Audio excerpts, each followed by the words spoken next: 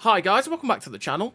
Today I've got the tank review for the brand new Western Alliance Era 3 Premium Light Tank, the Desert Warrior. If you do like the video, as always, don't forget to like and subscribe down below as it really does help out the channel. And yes, the Desert Warrior. It's a brand new premium light tank. It's fairly similar to the Bradley and the Desert Storm in terms of the fact that you have a Bushmaster, so the gun is very, very similar. It's very, very well stabilized, which is good. Means you don't have to focus on it. You can focus on other things like making the tank faster. And it's basically a better version of the Bradley, because it's obviously very similar size, you've got very similar ATGMs, similar gun, mobility is pretty similar, but you've got the spaced armour on the side, the front, and the other side as well, which can actually take shots. So by that, I mean ATGMs can actually be absorbed by this spaced armour here, and by this little front plate here, and on the side here. If you're shooting ATGMs at this thing, aim low and try and get below the spaced armour. Add to that autocannons like the AMX-30 and 42, for example, or AMX-32, sorry, can actually ricochet off this spaced armour as well. It's not really got the best armour in the universe, but it can just ricochet shells, which is nice. It's a nice feature to have, especially when you get YOLO'd by light tanks that are way quicker than you and way more mobile and agile. The fact that ATGMs can just get absorbed by the spaced armour is delightful. But it's a pretty decent tank, all in all. I've pretty much enjoyed playing it as what it is in Era 3. It's very similar to the Stritzforden. I'd say it's probably on a par with the Stritzforden. They've got slight differences, right, that make them different as tanks to play. Like the autocannon on the Stritzforden reloads quicker but has less rounds in the clip, but fires faster, which is nice. The ATGMs are very similar. The mobility is slower because you can't really set up for the mobility as much as you can with this one because the gun handling isn't as good, right? There's lots of difference between those two tanks in that way, but I'd say in terms of the power level, they're very, very similar tanks. So let's get into the statistics of the Desert Warrior. Well, the Desert Warrior is 75 km/h top speed with a 48 km/h reverse speed, which means it does reverse backwards pretty quickly, but obviously not like an Alvis Stormer, for example, if you talk about your own Western Alliance compatriot. The Alvis Stormer can go back as fast as it can go forwards, which is a good meme. But this has more power to weight, or sorry, it's got more horsepower at 550 with a better power to weight, which means that you don't get stopped by trees quite as often as you do in the Alvis Stormer, because the Alvis Stormer has the problem that, well, you hit a tree and all your momentum dies, and then MBTs go, ooh, smosh, and yeah, it's not a good time. So the mobility is pretty nice on this vehicle, and obviously you can get that up to about 82 kilometers an hour if you do run the traction system as well. You've got 3,100 hit points, which is nice. Again, good slab of hit points to be able to take a hit and then dish out the really good ATGMs on this vehicle. 40 degrees a second hull rotation speed, which means it does turn pretty quickly, but you might want to help that out with the traction system, clutch braking, etc. if you feel like it's still a little bit too slow and feels not that nimble on its tracks, just because it is a fairly boxy tank. You've got really good ground resistances, so these do not hold you back whatsoever. You don't have to focus on that. You've got 290 meters of still concealment, which is pretty good. You can knock that down with the camo net and one or two of the camo skills, and you'll get to and smoke as well, and you'll be able to stay undetected for quite a long time before you fire the ATGMs, which helps you have that surprise assassino mode, which is always good for this kind of tank, because if you get spotted and MBTs decide they want to shoot you and they keep their front to you, it's going to be a pain. So if you can get the surprise ATGM in the butt, great times. 550 meters of view range, which is Era 3, so a lot of the time you're very, very close anyway, or within enough range to be able to spot people no matter what your view range is, that is. You've got 50 degrees a second turret rotation, which is pretty quick. It's faster than the tracks, so the turret does turn faster than the tracks, which is great. You've got 0.72 accuracy during movement, which paired with the 1.44 accuracy during movement, so yeah, 0.72 during rotation, sorry, and 1.44 during movement. That means that your gun is very, very well stabilized, and if you just take some of the gun perks, that will be even better, and you don't have to take the gun stabilizer. This gun will be mostly aimed in most of the time, which is glorious. You've got 8 degrees of gun depression on the primary 25mm, which is the Bushmaster, but it doesn't tell you what the ATGM gun depression is. The ATGM gun depression is very similar to the Bradley in the way that it basically has ridiculously good gun depression. You'll see that in some of the replays as well, possibly, where you can look over a ridgeline and look way, way, way further down. It's more like, it feels like 15, 16, 17, 18 degrees, you know what I mean? That kind of good, which is nice. I don't actually know the official gun depression, though, on the ATGM launcher. I just know it's way better than the 8 degrees that is here. You've got 29.5 second reload on this Bushmaster, which means it does reload for quite a while if you do set the reload, but you have 300 rounds in a clip, which is a lot of rounds, which means you are firing for a very long time before you burn that clip, so you have a lot of potential for damage. You got 1.9 second aim time, which is fantastic. Like I say, because of the gun stabilization and stabilization, English is hard sometimes. Yeah, because of the gun stabilization, you don't really have to worry about the aim time too much because it's just basically always aimed, which is great for the Desert Warrior. You got 4.5k DPM with this Bushmaster, but it does take a very long time to get it. It does take a long time to get the damage out, and there's a lot of tanks that will just smash you before you manage to kill them or clip them out or do a full clip, right, which is a bit of a pain, but yeah, there's a lot of autocannons that do fire a lot quicker, like the Marder 1A3 or the Stritzforden, for example. It does fire way quicker than this thing, and for a bit more damage as well. Because this thing does have 220 pen on its APFSDS with a 30 damage. I would never take the HE on this tank, it's just not worth it, by the way. But yeah, you got 30 damage on those rounds for 220 pen, which means you can pen most sides and rears and stuff like that, which is great for this autocannon. But because the intraclip reload is 0.3, even though that should feel really quick, it really doesn't with the Bushmaster. And if you played the Bradley, if you played the Alvis Stormer, you'll know it does feel a little bit slower than a lot of the other autocannons. You do have 1,385 meters a second shell velocity, though, on the APFS DS, which, again, is very, very nice and means that you don't really have to give too much lead for these rounds. You have a really good silver bonus at 165%. That is fantastic. You will make very good silver in this vehicle with some other decent bonuses as well. And for the ATGM dual tube launcher, you get 24.6 second reload with a 2-second aim time, which doesn't matter because you're an ATGM. It's got 2 shots in the clip, naturally, dual clip. And you've got 12 seconds intraclip reload on those ATGMs. So once you fired one, you then wait 12 seconds, and then you'll be able to fire the second one. And you only have to wait 24 seconds, which you get down to about, what, 21 seconds, 20 seconds, something like that. It might even be 22 seconds. You'll see when we fully kit out the vehicle. And that's pretty decent for getting out those filthy ATGMs that are on this vehicle. Because the ATGMs are very much like the Bradley again, and the Alvis Stormer. They are basically the same stuff.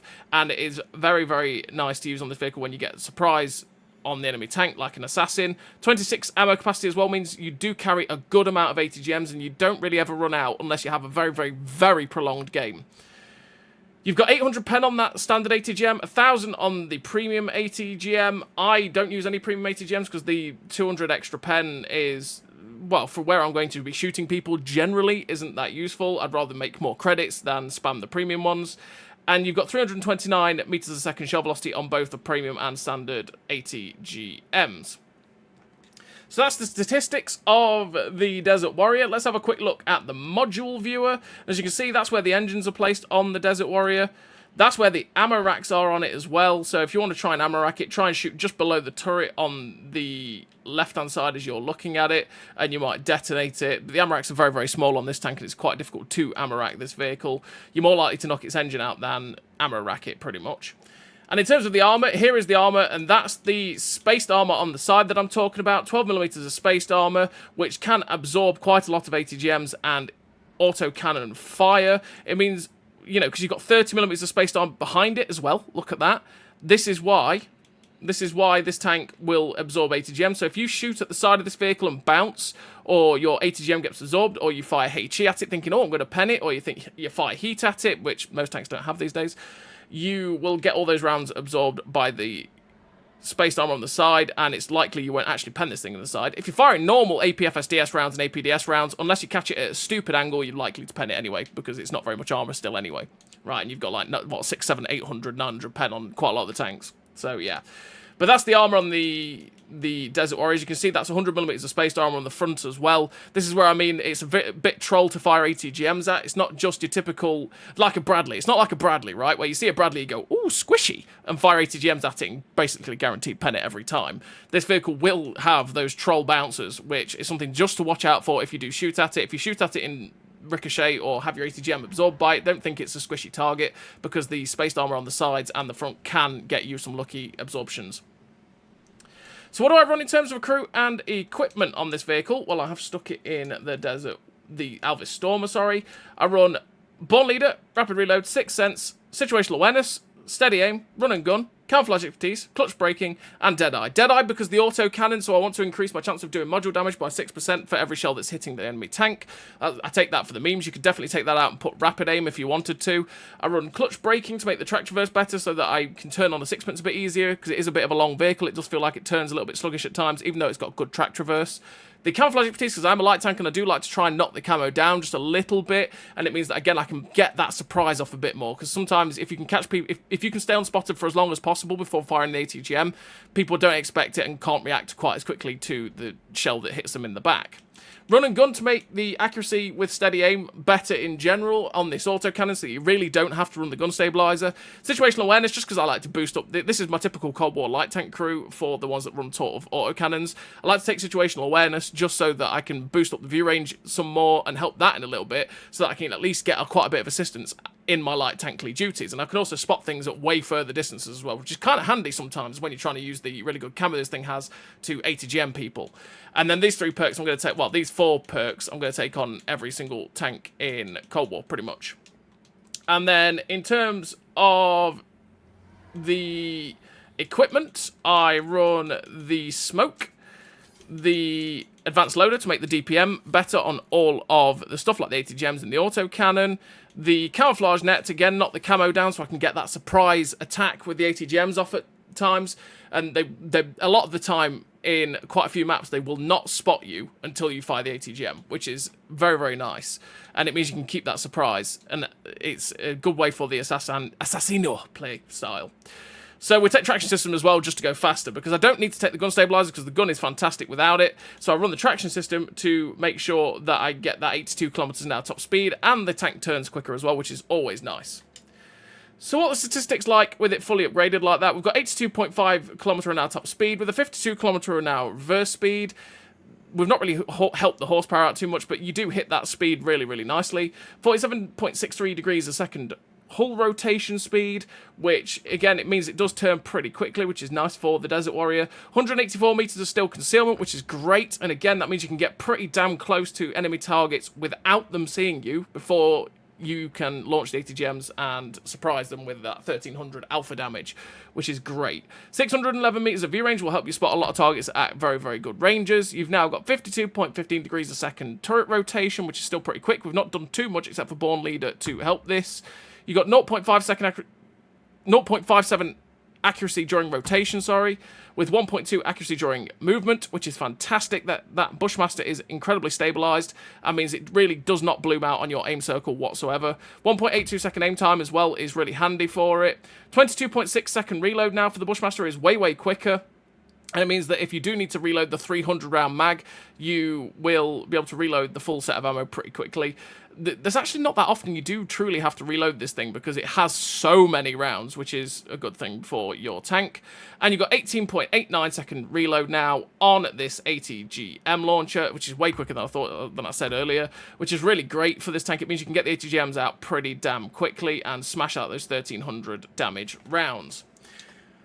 Which is the Desert Warrior, in general. I feel like it's on the similar level to this Strixford, and it's got some differences in the cannons, naturally, which makes it different in the way it... Well, not different in the way it plays, but different in the way it feels when you're trying to take out tanks.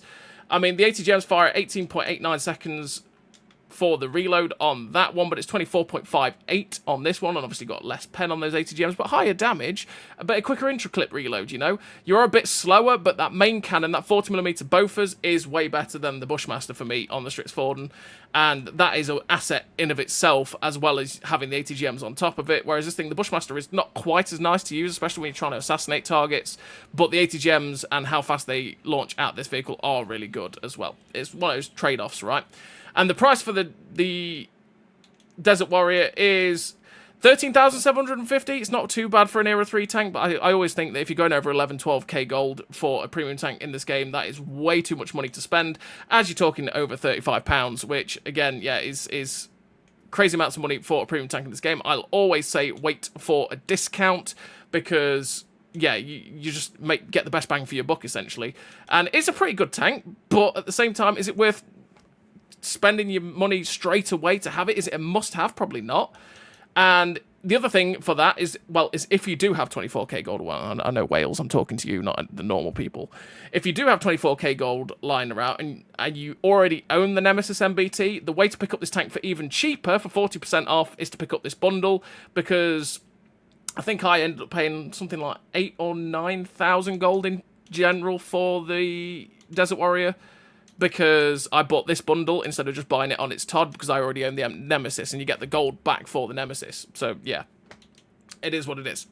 So, yeah, that's the Desert Warrior. It's, like I say, a pretty decent tank to play, and yeah, is it worth it? Well, I think it's a very, very expensive tank, but you can have a lot of fun with it. It's very competitive. You can do what you want to do with it. If you own stuff like the Strixford or the Bradley, they're very, very similar tanks. I do think this is obviously way better than the Bradley. But if you did buy the Strixford, I do think this is a very, very similar tank, and it's down to you whether you decide you want to have this thing or not.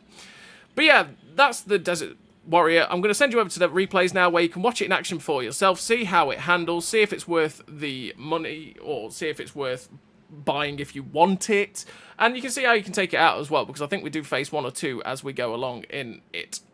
So as always, everybody, I'll see you in the replays. So here we are in the replays, and I do think I said wait for a discount on this vehicle. Technically, it's actually already on discount, because the one thing I didn't say about it is that it does actually have a 20% discount, which it's at $1,370.50. That was a random number. That felt weird to say it like that. 1,370. Oh my lord, 13,750. Well, we'll get there at the end, all right. 13,700. Oh my goodness me. I'm keeping this in because that's the brain fart of the brain farts. 13,750. You said it right, you moron. Well played.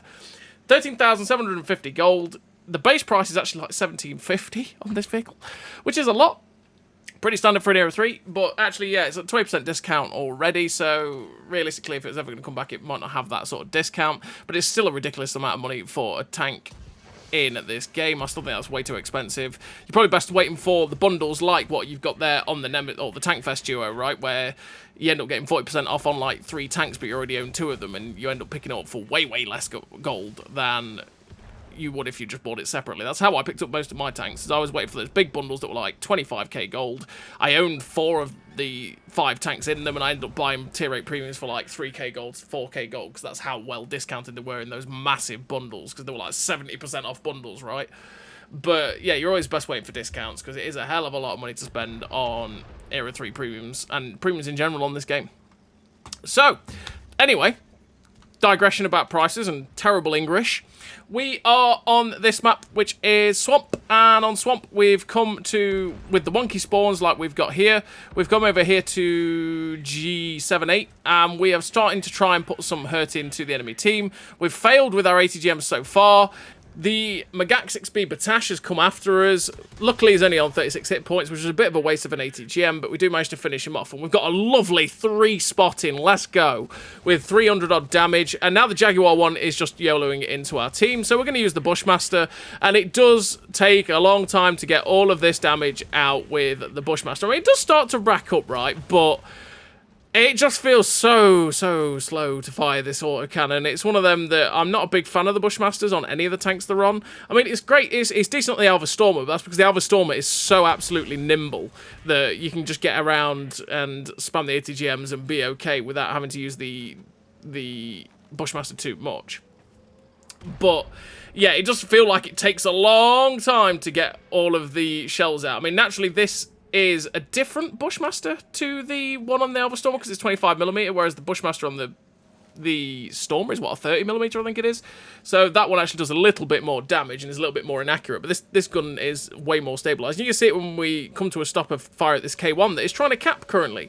And I'm not sure what this K1 is actually trying to do, because we launched the ATGM in, and I decided, okay, you know what, I need to get rid of all that cover so it's easier for me to get the shells in. You see, the gun just never blooms out. The aim circle never blooms out, and that's because the stabilization on the gun in terms of the accuracy during rotation and movement is so good that you never have to worry about it. And that's why I say just take the steady aim and the run and gun, just to make the accuracy better while you're on the move and stuff, just to keep the gun bloom down, and then you never have to worry about taking that gun stabilizer ever, because the gun stabilizer just improves the accuracy during the rotation and movement.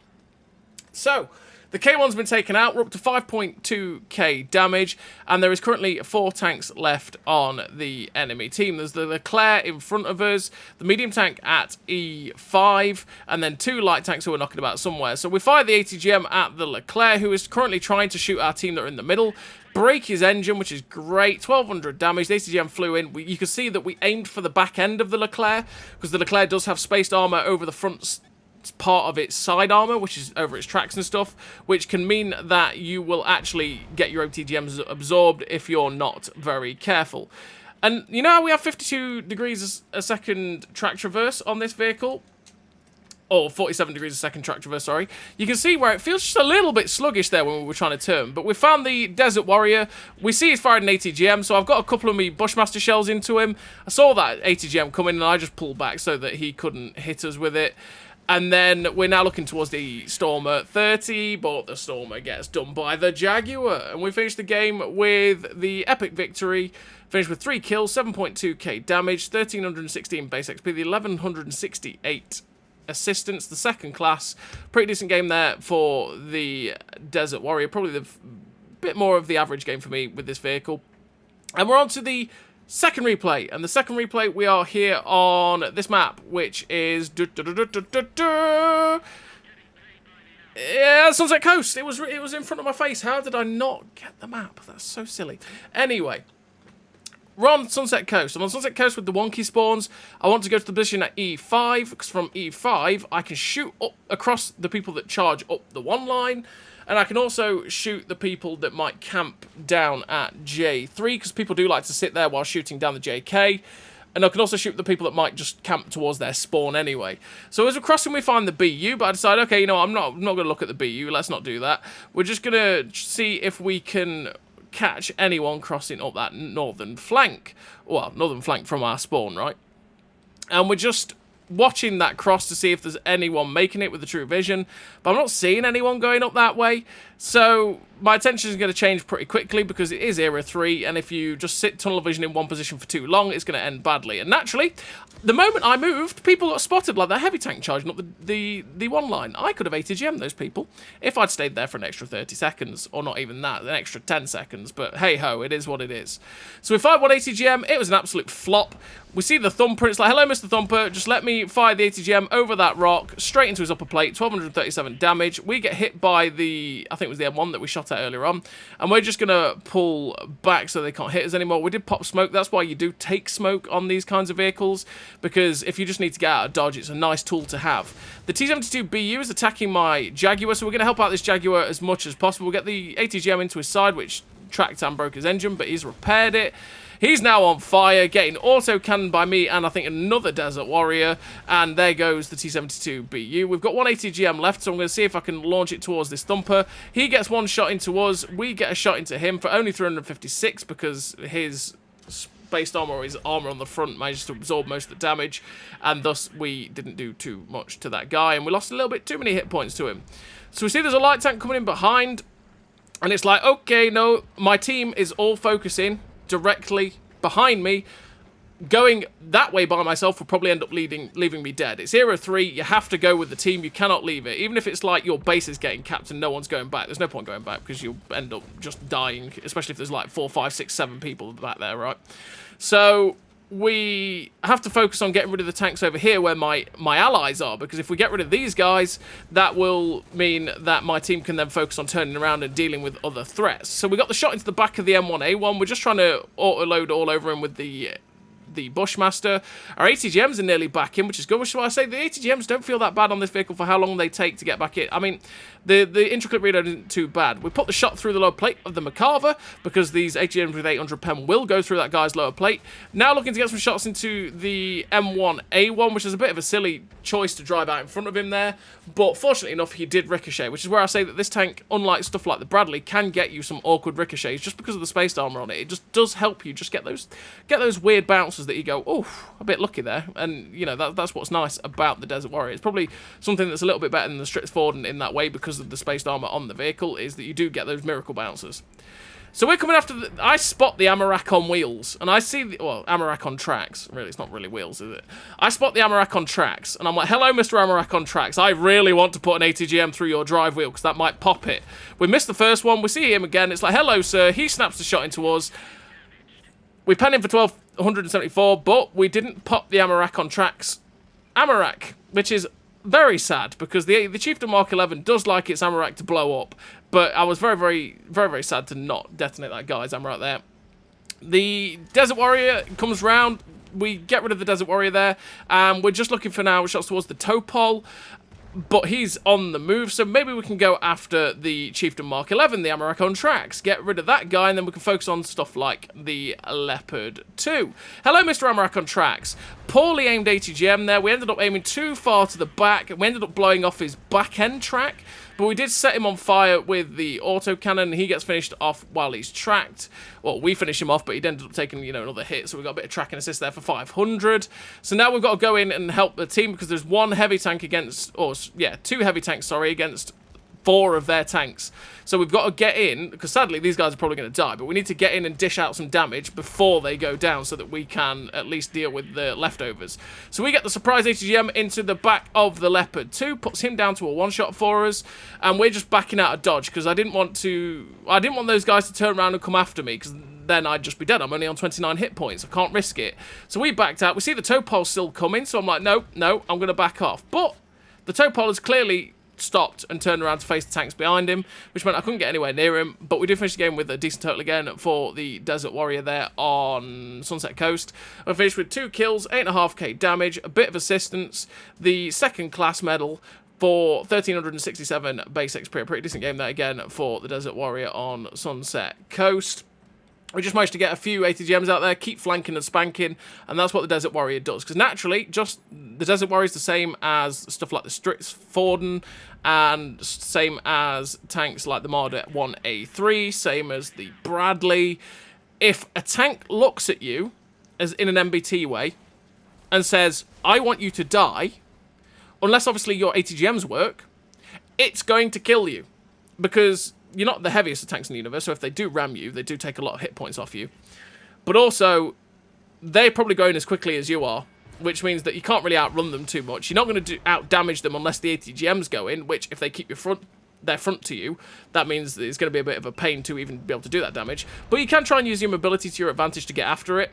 But yeah, if an MBT decides that you're going to die, you're going to die, which means that you have to try and keep yourself in flanked positions and try and keep yourself in places where you are not going to be the focus of everyone's attention, and try not to be sort of the main focus in that way. So we did manage to get rid of the Jaguar 1 there. We got very fortunate that he missed his ATGM. I decided to launch an ATGM because I thought the tank that I saw down there, that heavy tank, was actually going to cross, but he didn't. I decided to use the autocannon here to try and get rid of as much of the destructible cover as possible. The Marder A3 launches an ATGM at us, but we do manage to get out of the way just in time there. We've also got to be careful of a Marder 1A3, because with his autocannon on that thing, he can rip us to shreds very, very quickly. We just got to be very, very careful of it.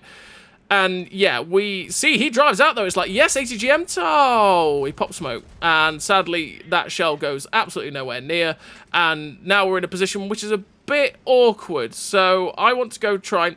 Sadly, most of their team is in the town. And a lot of our team is on the outside, which means that guys in the town are getting very well outnumbered, and they're starting to go down quickly. So we have to try and help the team outside the town get rid of the one threat that they're all becoming a bit, obviously, tunnel visioned on, which is this K1. Get rid of him, and then maybe the team will come and help us and go get rid of the threat of the enemy team coming out of the town. With the enemy team being in the town, though, it is quite easy sometimes for them to come out 3, 4, 5s, and if you keep as a solid unit, you can actually then pincer them and get rid of them from in behind before they realise what's happening. You just got to keep, again, you just got to keep running. Just keep running, just keep running, just keep running. You know, channel your inner Dory, okay? Channel your inner Dory. And that's not memory either. Don't forget things. So, yeah. We are trying to flank behind to get some shots into the sides and rear of these tanks. We catch the Stritz-Forden crossing the open. Sadly, we launched the ATGM a little bit too late, and he managed to dodge it.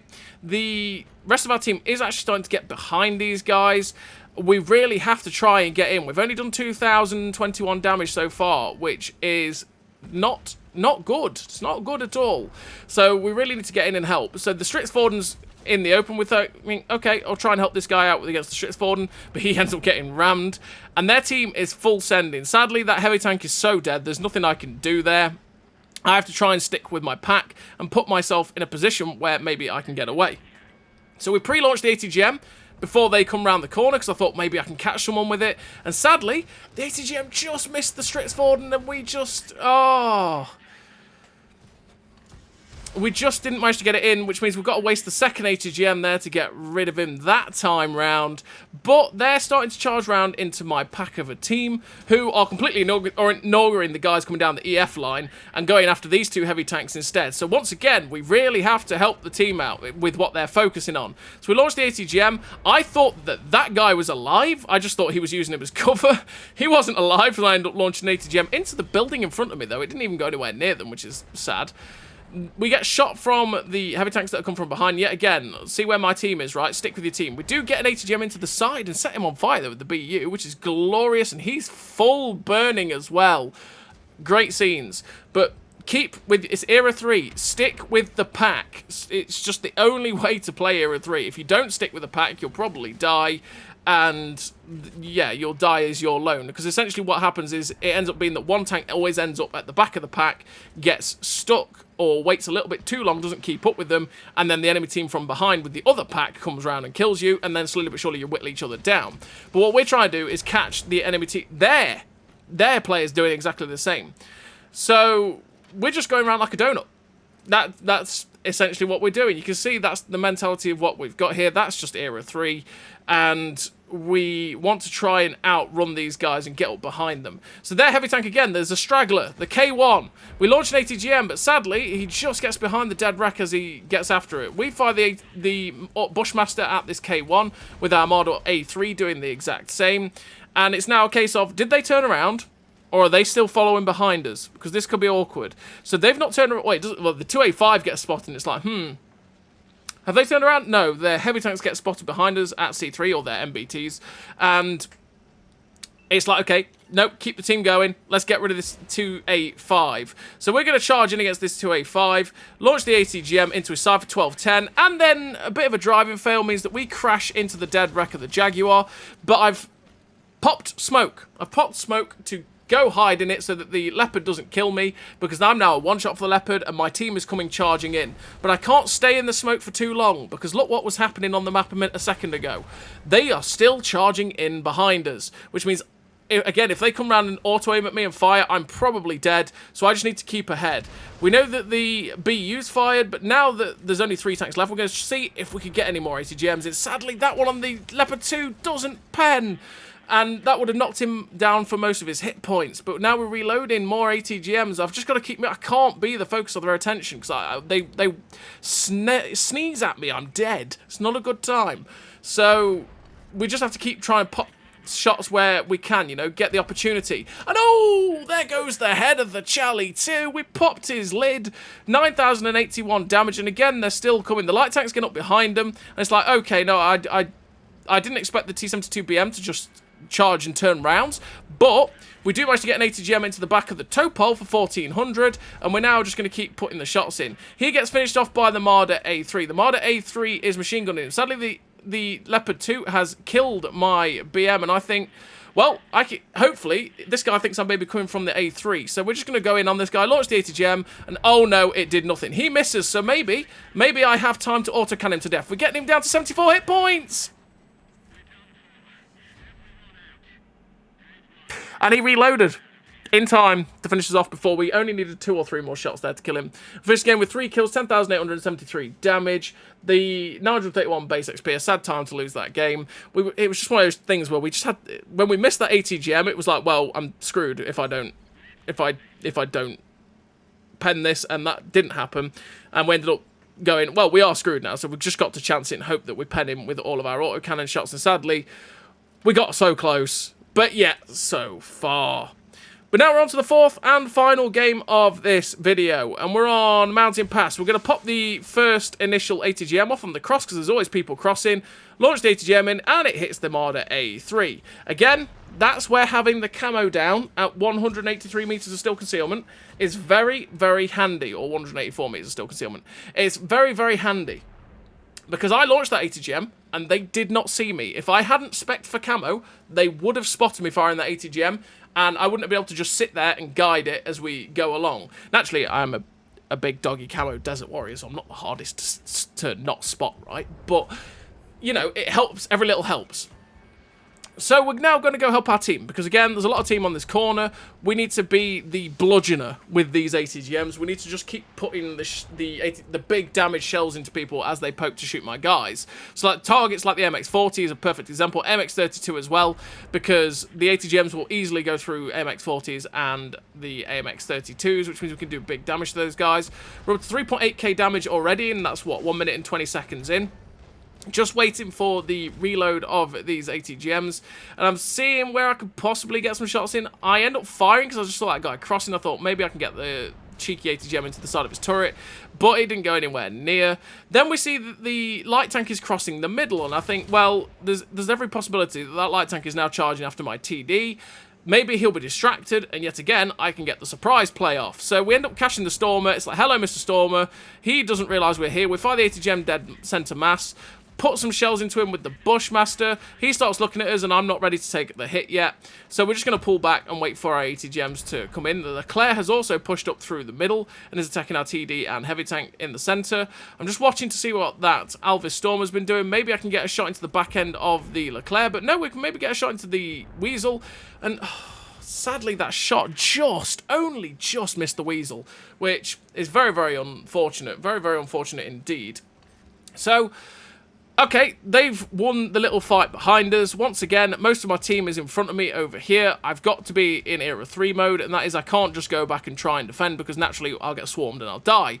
So we just have to push the tempo on this flank and get my team to move. So we launch an ATGM at the AMX-40. Sadly, it was perfectly straight into the M1A1, which wouldn't pen an M1A1. But we've got up behind the MX-40, which is consistently penning him, putting him down to lower hit points, and again, it's forcing the team to move forwards, because wolf packs / lemming trains, wolf packs become a lemming train when they just rush into a target, find 1 or 2 targets, and then just get stuck and stay in that one spot. That's a lemming train, and if nobody moves forward and keeps the, they keep distracted with 2 tanks with like 6 or 7 of you, that's where the enemy team will capitalise, get you in a crossfire, and you'll die pretty quickly. So when you're in a tank like this, and you see those 2 targets like the M1A1, you just got to be brave. We had all the hit points, get past them, distract them, and maybe your allies will see you do that charge and get their brave pants on and follow you into the fray, and you can move the enemy team, you can move your allied team on, right? So we get the ATGM in to shut down the Jaguar 1. We see the BMP 1. I don't want to waste an ATGM on this guy. I know I can kill him with the autocannon, so I may as well just spend the time firing the shots at him and get rid of the BMP 3. Sad, sad tank. And we get rid of that poor Eastern Alliance Era 3 light tank. So we've got 1 ATGM in. We put it straight towards the Marder A3. Good timing, and we shut that guy down for our 3rd kill of this game. The MBTs are coming after us, so I pop smoke. There's nowhere I can realistically go, so my best bet, pop smoke, reload the ATGMs, and sit and wait for the ATGMs to come in and hope that they don't just poke through and kill me, which is what's happened. They've not realised I'm there. Sadly, we couldn't get... We fire the ATGM at the K1 just as he dies, which means we don't have 2 ATGMs for this Charlie 2. The Charlie 2's got distracted with me, shooting him in the ass, and... Oh no, Mr. Charlie 2. That's a little bit awkward, son, isn't it? And we end up killing the Challenger 2 there. He fully found me shooting him in the butt and went, oh no, there's a tank shooting me in the butt. And then ended up flipping himself on the mountainside trying to turn. But sadly, the Stormer 30 from earlier killed our light tank that was in the cap. So instead of going and facing the 2 tanks that are at F2, I'm going to kill the threat from behind. We missed the ATGM because we just absolutely fluff it.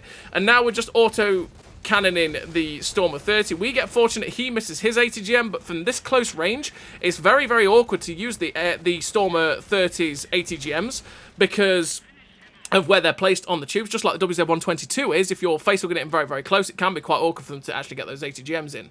Sadly, I think it was the TD or a light tank that was at G1 has actually been killed, which is sad, and we're now in a 1v2.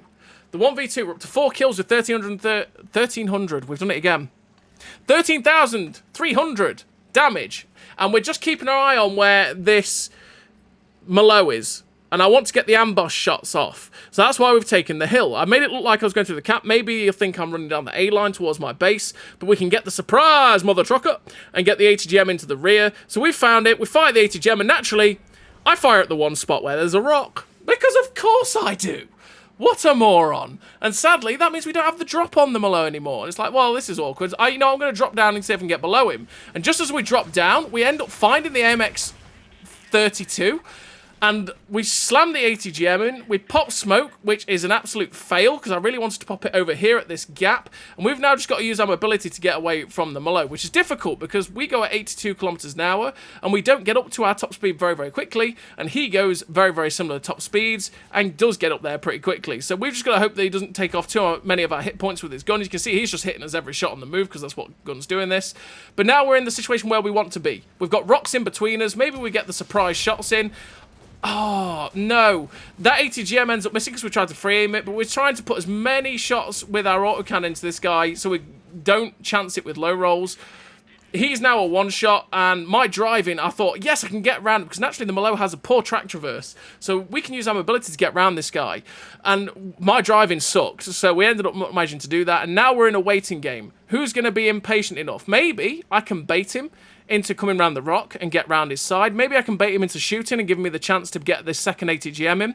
So I'm just trying to bait it. I'm trying to bait him into turning too far and then coming round the rock, so it's really awkward for him to turn. But he's not doing it. So again, you can see I'm just poking. I'm like, come on, dude. Come on. Come after me. Do it. Do it. So I'm going to start firing. I'm not even aiming to pen him at this point. I'm just trying to get him to fire so that I have the chance to get round and try and kill him. You can see he's finally got bored of this situation. He's made the mistake. We can get round. ATGM straight in the side. Good night, Mr. 477A. And finish that game, that really tense situation at the end with the 6th kill of the game. The victory. 14,000, my lord brain. 14,563 damage. The first class, the high caliber, the top gun, the 1594 basic XP. A really nice game there for the Desert Warrior. The best game I've had in the tank so far with non-bots. And yeah, Desert Warrior is it's a pretty solid tank. It's just a very expensive premium, just like most of the Era 3 premiums are. And yeah, if you've got stuff like the Strix Forden, or you've got tanks like the Stormer or the Marder A3, for example, you've got a tank that's very, very similar. So as always, everybody, thank you very much for watching. I'll see you next time.